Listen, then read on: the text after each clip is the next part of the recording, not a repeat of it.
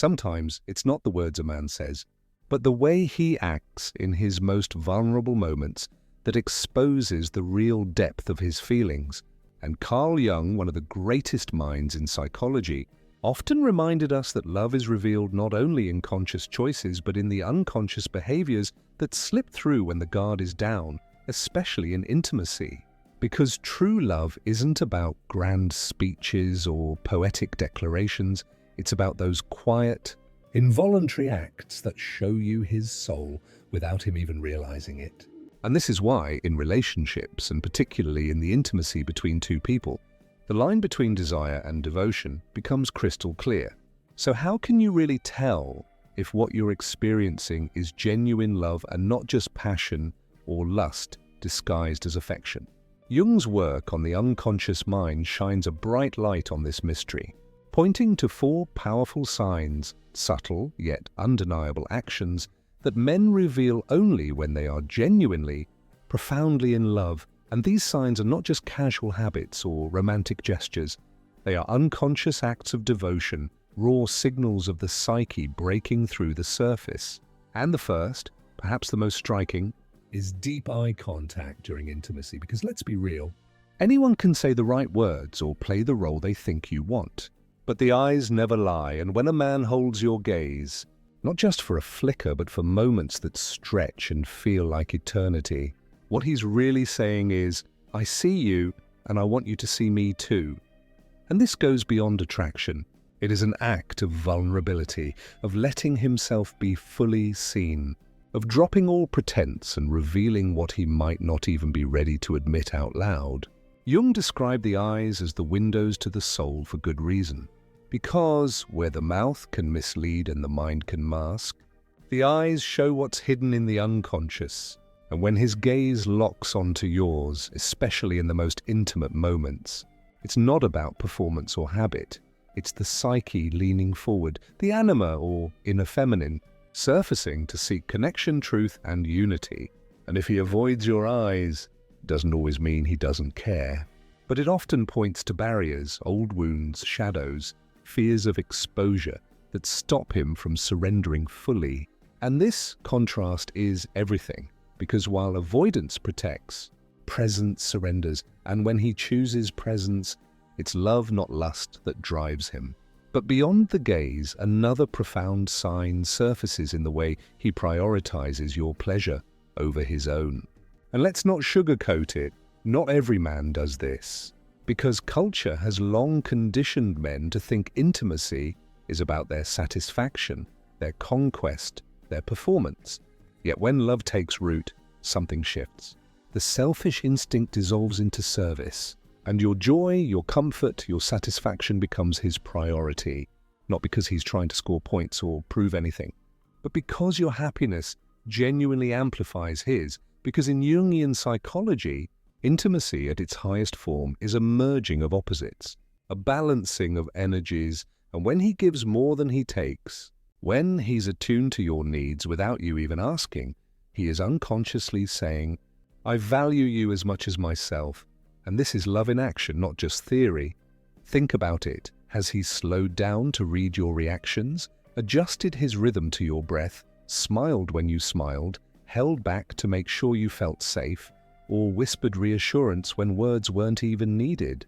Those are not random acts. They are unconscious signs that your pleasure matters to him, that your bond isn't transactional but transformational. And in those moments, whether it's through lingering touch, listening to the subtle cues of your body, or holding you after the act as if time itself has paused, his behavior speaks louder than any "I love you" he could ever utter. Because desire can burn fast and fade, but devotion takes root in these small but telling choices. Jung would argue this reflects individuation, a process of becoming whole, because when a man loves deeply, he no longer seeks just gratification, he seeks union, integration, meaning. And this reveals itself in how he treats your body as more than an object of desire, but as an extension of your soul. And yes, in a world of modern dating where quick hookups and surface-level connections dominate, these signs stand out even more because they are rare, raw, and real. And once you see them, you can't unsee them. But let's be clear, Love isn't proven by a single gesture. It's the consistent pattern, the layering of these unconscious acts that together whisper the truth. This isn't just desire. This is love in its purest form, and that's why recognizing these behaviors matters, because it saves you from mistaking lust for love. It gives you the clarity to know when you're with someone who values not just the moment, but the shared journey. So as you listen, ask yourself honestly, have you seen these signs in your own life? Have you felt the difference between a man who wants you and a man who loves you? Between one who takes and one who gives? Between one who hides and one who meets your gaze without fear? Because once you do, you'll never settle for less again. And Jung would say that is the beginning of true individuation. The moment you stop projecting your worth onto someone else and recognize the love you deserve. And if these words resonate, if you've ever noticed these unconscious truths in your partner or longed for them in love, then stay with me, because by the end of this, you'll not only recognize the signs but feel empowered to trust your intuition, to know that love leaves clues in the smallest gestures, the quietest moments, and in the most vulnerable spaces. And those clues always reveal what the heart can't quite hide. This sacred union, what Carl Jung called the conjunctio, is so much more than just physical satisfaction. It's an alchemical joining of souls in shared surrender. And one of the clearest ways to spot this is by noticing how a man gives pleasure when he's truly in love. Because lust, let's be honest, is selfish and short-sighted. It wants to consume, to take, to satisfy itself. But love seeks connection. Love thrives on reciprocity. And when a man is deeply in love, his actions shift from me first to you matter most. Not out of duty or performance, but as an unconscious declaration of devotion. A silent message that says, your happiness is my happiness, without ever needing words. And Jung would explain this through the shadow, the repressed parts of our psyche that usually drive primitive impulses like selfish desire. But the thing is, love transcends the shadow. It takes those old patterns of ego and transforms them. So a man in love doesn't delay his own satisfaction to tick a box or look good. He does it because giving becomes his greatest pleasure. Because real intimacy is the merging of masculine and feminine energies. Drive meeting receptivity, strength meeting surrender, turning sex into something sacred rather than just physical, and you'll notice this in the way he pays close attention to your responses, remembers what lights you up, and finds genuine fulfillment in your joy, because his care isn't calculated. It's instinctual, as if your body were part of his own. And this contrast is huge, because desire without depth takes, it consumes without consideration.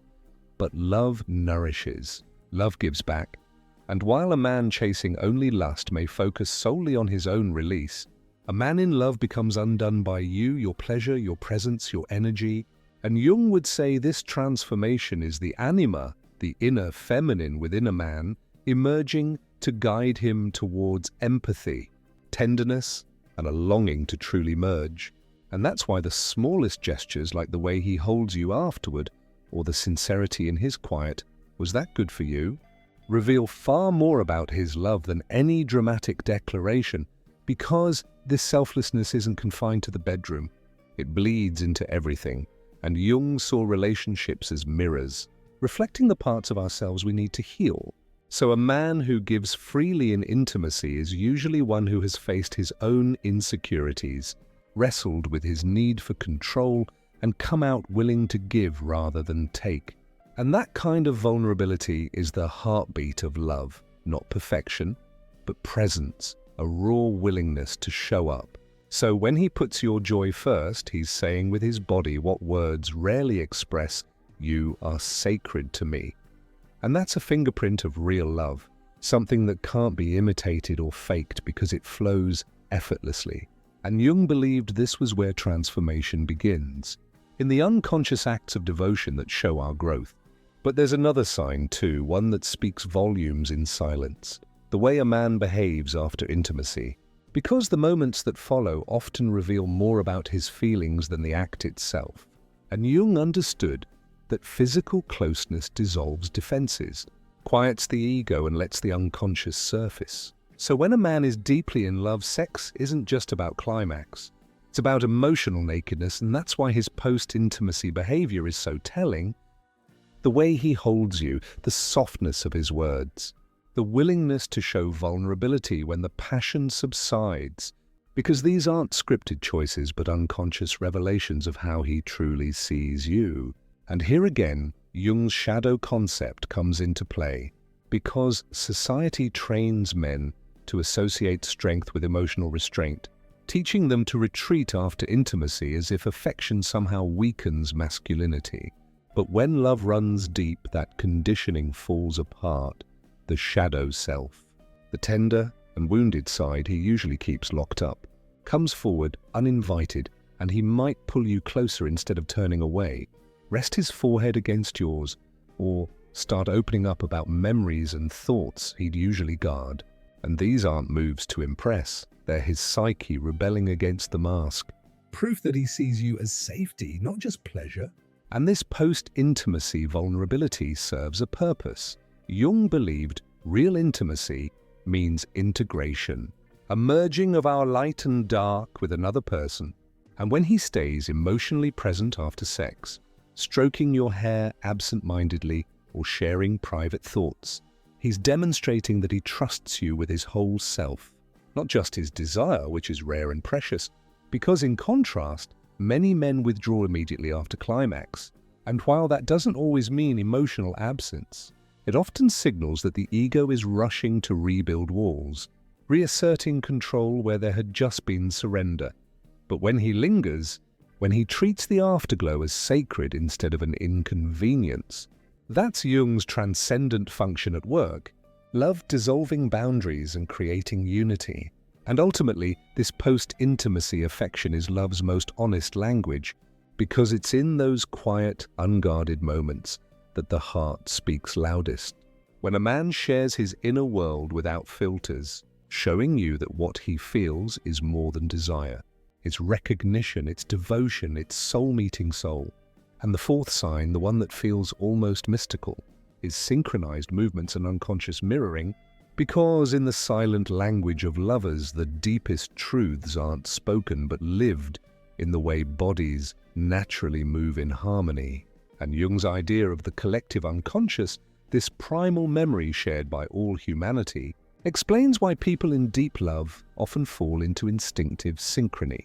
When his breathing slows to match yours, when your limbs entwine effortlessly, when a touch conveys more than 100 words ever could, because these aren't accidents, they're biological poetry, signals that your connection has slipped beyond thought and into instinct, where the wisdom of the body overrides the chatter of the mind. And Jung linked this to participation mystique, that ancient state of oneness where boundaries dissolve.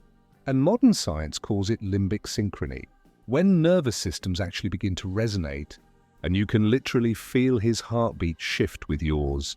Because when a man is emotionally surrendered, he doesn't just make love, he moves love, his body unconsciously aligning with yours as if you've become one rhythm, one breath, one shared existence. And this, perhaps more than anything else, is proof that what's between you is not casual attraction, but a profound, transformative love. His gestures might mirror yours like echoes across an invisible bridge between souls. And this isn't mere imitation, it's communion, the body's way of declaring what the conscious mind may still be too guarded to admit. We are no longer separate. This kind of unconscious mirroring shows itself most vividly in moments of stillness, when lying together, shifting positions at the same time, sighing in rhythm, or even breathing in sync. These micro-moments aren't accidents. They're living proof that your connection runs deeper than words. A biological dance coded into our DNA. Carl Jung would say this is the archetype of the divine couple manifesting, the ancient symbol of wholeness found in myths across cultures. Your bodies remember something your minds often forget, that love in its truest form is unity. Contrast that with casual encounters where self-consciousness keeps movement stiff and guarded, proving there's no real bond beneath the surface. But in love, vigilance fades, his hand finds the small of your back exactly when you need support. Your head fits perfectly in the curve of his shoulder as though designed for you. Jung called this enantiodromia, the tendency of opposites to move toward one another, balancing out. What makes these synchronized movements sacred is their raw authenticity. Unlike words, which can be polished or staged, the body's language of love can't be faked. When his body moves in harmony with yours, it's his unconscious declaring you are not just other, but home. This is where Jung's concepts leap off the page and into lived experience, the alchemy of intimacy, where two become one, if only for a heartbeat. Jung, the pioneering Swiss psychiatrist, saw love as more than a fleeting crush or social script. It was a psychological event, a collision between the conscious and unconscious. At the heart of his view sat the anima and animus, the hidden feminine and masculine archetypes within each of us. Every man, Jung argued, carries an inner feminine image shaped by his upbringing, wounds, and cultural lens. When he falls in love, he isn't simply drawn to a woman, he's encountering his own soul reflected back. That's why the right woman doesn't just feel exciting, she feels familiar, like she's always been there. The stronger the pull, the more his anima aligns with her essence, creating that mystical sense of destiny, the meant to be, that feels written in the stars. But projection is only the beginning. Real intimacy demands vulnerability. Men are conditioned to suppress softness, to armor themselves against judgment. But in deep love, the unconscious cracks those walls. He doesn't just want closeness, he needs it at a primal level. That's why his behavior shifts in subtle yet unmistakable ways. He may reveal childhood memories, soften his tone, or touch you with a reverence he can't explain. These aren't rehearsed moves. They're instinctive signals that his heart is unguarded. Jung believed the unconscious speaks loudest in intimacy, not through rehearsed words, but through symbols, gestures, sensations, the stuff we barely notice but feel deeply. Lovers breathing in sync, his heartbeat adjusting to yours, his eyes lingering with unspoken devotion. This is the unconscious weaving two people together. In Jung's psychology, love is alchemy, the transformation of raw desire into the gold of emotional and spiritual union. And when a man truly loves, his unconscious reveals it through behaviors that can't be faked. In the bedroom, these truths show up in 4 profound signs. First, deep and lingering eye contact, not the casual glance of lust, but the soulful gaze that says, "I see you." Second, selfless giving, pleasure becomes shared, your joy his joy, because love turns intimacy into communion. Third, post-intimacy vulnerability, the moments after when the masks fall away. The way he holds you, whispers something raw, or simply stays close. These unconscious acts reveal safety, trust, and devotion. Fourth, synchronization, the mirroring of breath, movements, rhythm, an unspoken harmony that proves his soul is attuned to yours. Together, these signs form a silent language of love. They bypass performance and reveal truth. Jung's work reminds us love isn't just an emotion, it's a psychological reality that shows itself most clearly in unguarded moments, when the body speaks what words cannot. If your partner shows these behaviors, you're not just sharing physical closeness, you're living in a deeper bond that touches the psyche and soul. Now it's over to you. Have you noticed these unconscious gestures in your relationship? Do you recognize the quiet ways real love shows itself? Drop your thoughts in the comments. We'd love to hear your stories. And if this exploration through Jung's lens resonates, hit like, share, and subscribe for more insights rooted in psychology and love's hidden truths. Remember, the body never lies about love. Pay attention to what's felt beneath the surface, and you'll always know the truth. If these 5 things men only do in bed when they're truly in love hit home, Don't just bounce, stick around. Smash that like button, drop your story in the comments, and hit subscribe so you never miss the real talk on love, psychology, and relationships. Share this with a friend who needs the inside scoop. Trust me, they'll thank you later.